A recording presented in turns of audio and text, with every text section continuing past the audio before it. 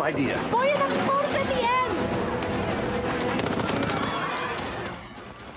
At the North American box office this weekend, the comedy Spy took in a modest $12.9 million, good enough for third place.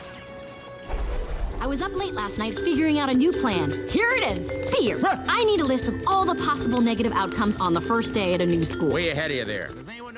In second, the Disney Pixar movie Inside Out.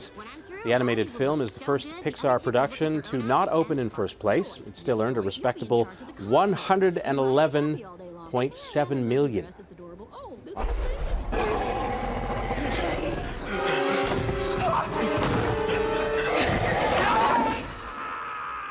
But staying in the #1 spot is Jurassic World. It took a bite of $125 million. Jason Gorber is a critic with TwitchFilm.com and joins us as always in Toronto. Jason, good to see you. Nice to see you, Scott. Okay, the latest Pixar film, Inside Out. Is Disney the owner of a blockbuster? Well, it's tough. I mean, when you have the craziness of this Jurassic World sort of eating up all the competition, we would normally be super happy with the numbers. Again, I don't really care about numbers. I care more about how good the film is, and Inside Out is fantastic. It's a beautiful, beautiful film. It's one of the best Pixar films in years. It's an instant classic. I saw it at the Cannes Film Festival, and it completely enraptured audiences. It's really, really tremendous. It's a unique story about the inside of a young girl's head and her emotions, anger, fear, joy, disgust, and all coming together and all telling this unique story. We actually have a clip that we'd like to show. Let's throw to that. What do we do now? Riley, how was the first day of school? Fine, I guess. Did you guys pick up on that? Sure did. Something's wrong. Signal the husband. Uh-oh, she's looking at us. What did she say? Oh, sorry, sir. No one was listening. Is it garbage night? We left the toilet seat up. What is it, woman? What?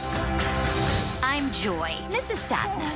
That's anger. What? This is disgust. And that's fear. We're Riley's emotions.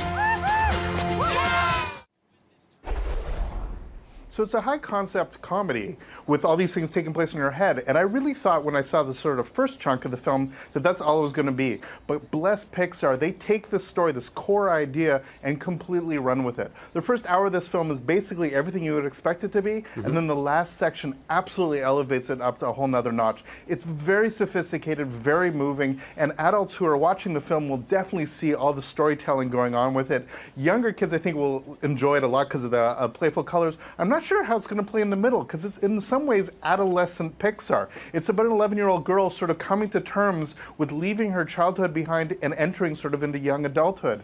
And because of that, the film deals with relatively sophisticated things. This isn't just a bunch of toys coming to life. They're her emotions actually come together. And with amazing voice cast, really great performances, and stunning animation, this really is, it should be a blockbuster. So let's not worry about how much money it made versus everything else. This really is one of the strongest films of the summer. Especially with all those parents going to be dragged to this. This next movie now, I'm going to blame producer Shane for this. I'm being told to ask you about Dope.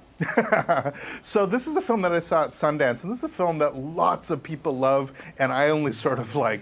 But what it is, at its heart, it's like if you take a John Hughes, sort of a high school movie, the geeks versus the jocks, and put it into the context of something like Do the Right Thing or Boys in the Hood. You basically have an urban take on the high school vibe done with super smart writing. And so you have the nerdy kids that are having to confront the fact that they live within an environment in Inglewood where there's a drug trade. So picture the Wire sort of taking on John Hughes.